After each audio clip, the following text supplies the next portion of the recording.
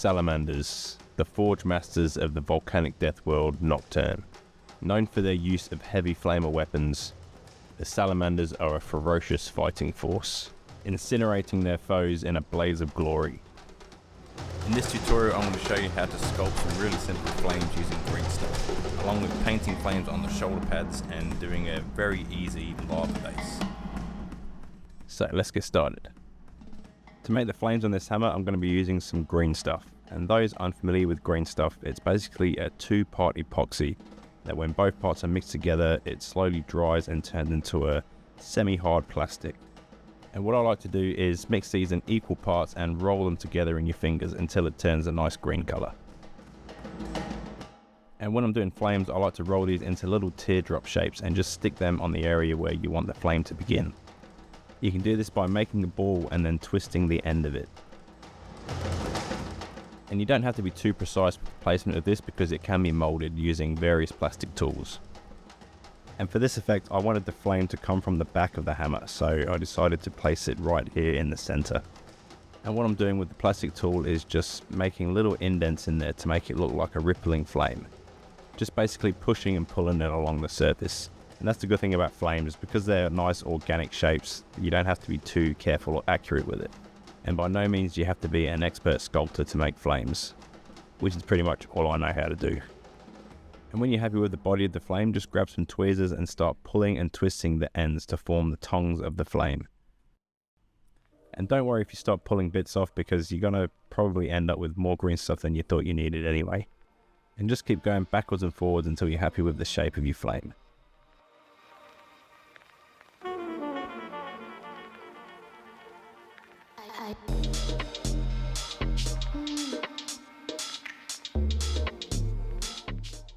And this stuff does take a long time to dry, so maybe do it the day before you want to start painting.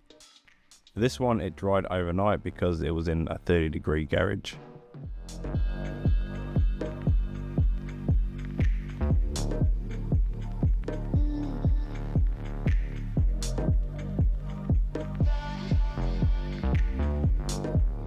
And once you're finished with your sculpting and it's all dry, we can start thinking about painting this model.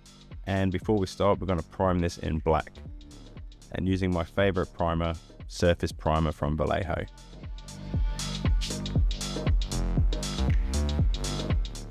And after about 10-15 minutes, when that's dry, we're going to hit it with a zenithal highlight of Vallejo white.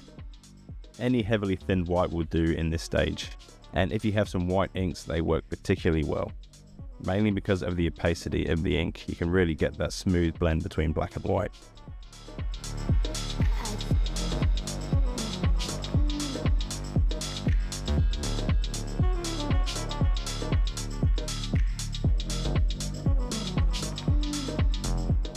And thanks to that zenithal highlight, we're only going to need one green to paint this armor. And that is Citadel Contrast Warp Lightning. Zenithal undertones and contrast paints go together like corn and violence. Because of the transparency of these contrasts, the shadows and highlights that you do in the zenithal stage just save you so much time. And that's what we're all about at this channel. Although there are some things that just take time. Painting trim, for example, which we're going to do in this Scale 75 Viking Gold. And I'm sure you know the drill by now about painting these trims on these Mark III models. Use the side of your brush when you can, and don't load too much paint onto your brush.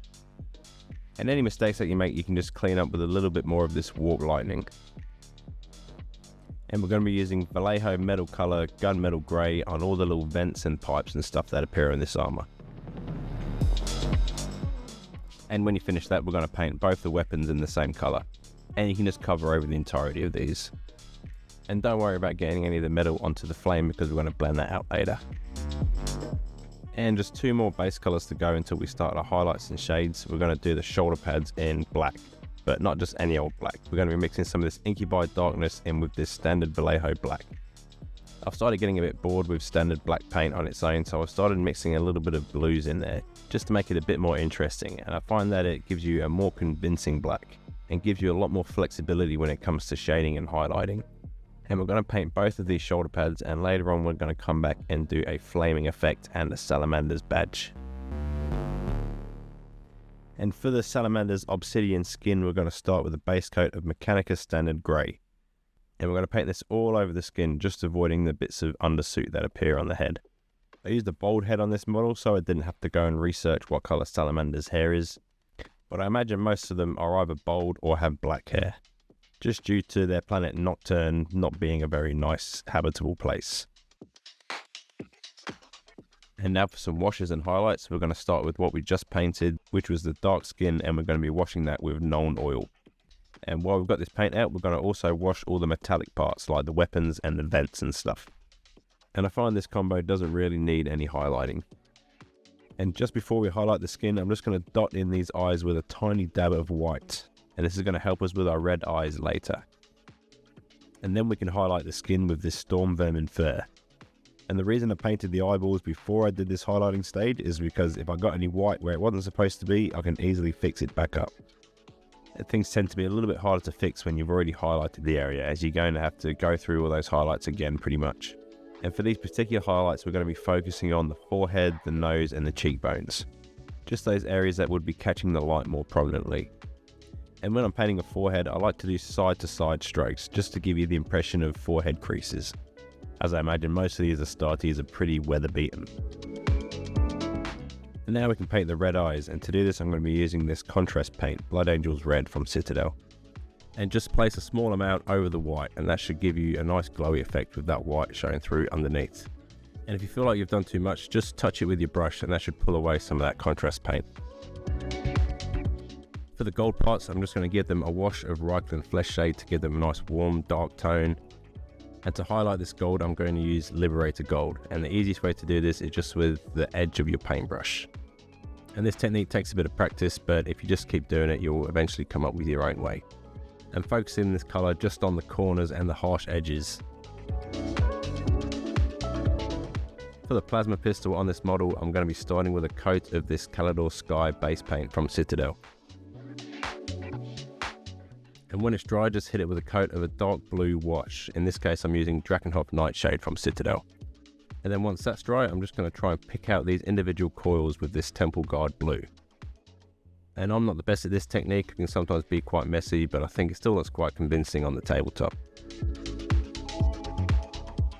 And as a final touch, just a few little dabs of white on the hot areas. I think I did a bit too much on this model, but as I said, from tabletop it looks fine. And for a bit of ramshackle OSL, we're going to be dry brushing a little bit of this skink blue, which is just a really light blue paint. Now to paint these flames that we sculpted, we're going to start with a rough coat of white just all over. And don't worry about making it too thick and covering too much, because most of this white is going to be covered anyway. And any white details that we want to put back in later, we can. And once you're happy with that coat, we're going to go over this with Imperial Fist, which is the yellow contrast paint from Citadel. And you can just slop this on nice and liberally. Because we've got a nice rough shape, we're going to expect a bit of pooling, and this paint is pretty forgiving in that respect anyway. And I'm also going to go over the edges with this paint because it's going to give us like a free OSL effect. And I'm going to place just a little bit on the hammer itself and a few little bits around the cable and the arms where I think the light would bounce off.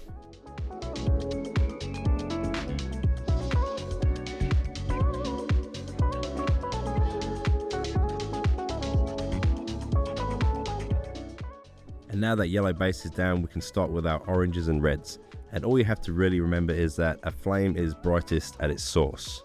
So any darker colors that you're going to be using, like the oranges and reds, we're going to start further and further up these strands of the flame, trying to leave some of that yellow at the bases of these tendrils.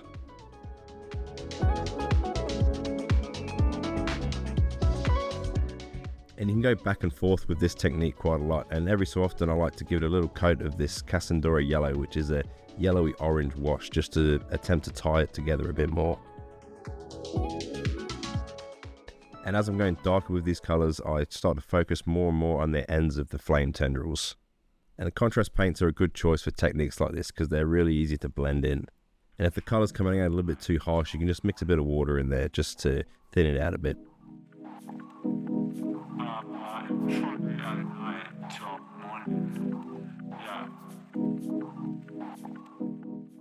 And once you're happy with the basic flame color, we're going to go back in with some whites just into the base of the flame.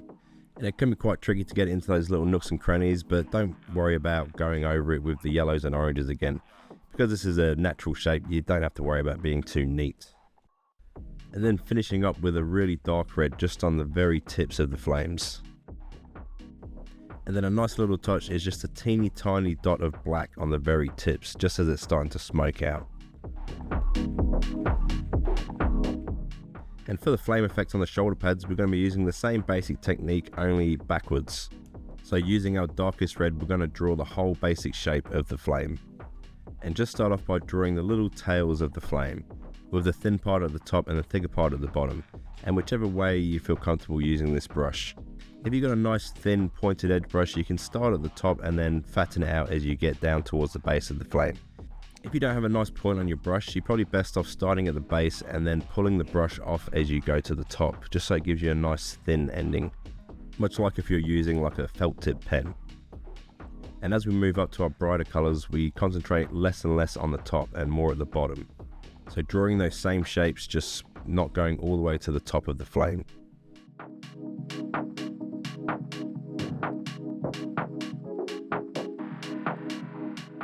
And finishing up with a tiny dot of white at the base, just to make it look nice and hot. And for the Salamanders badge on the other shoulder pad, I just found myself some reference photos of what it looks like and started drawing the basic shape in white. And not worrying too much about being neat, because we've got this black base, we can easily clean it up later with some black.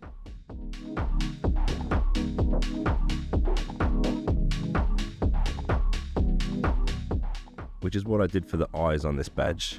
It's much easier to re-block details in later than worrying about doing it the first time.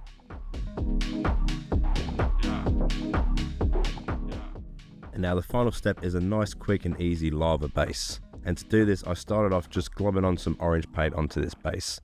And there's definitely no finesse with this technique, just grab your biggest fat dry brush and start blobbing on some orange paint. And then once that's dry, just mix in some yellow as well, just to fill it out a little bit and give it a bit more character.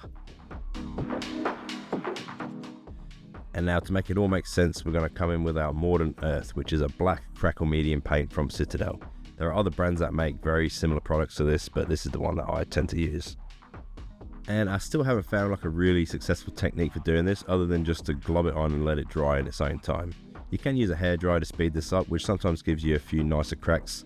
And I've also heard people varnishing in a gloss medium before they put this on. But this seems to work alright for me. And depending on the climate and where you live, this may take a couple of hours to dry. In my hot garage, this took about an hour and a half. And there we have our son of Nocturne. Now obviously you don't need to go to this much detail on every one of your Horus Heresy models, because it will take you years to finish. But the odd flame here and there really sets out a Salamanders army. And that iconic green armour with this technique just makes it super easy and quick, which is very handy with these large Space Marine orientated armies from the Horus Heresy era. I hope you enjoyed this video. Please remember to like and subscribe if you want to see more content, and we'll be back soon with the next one in our series.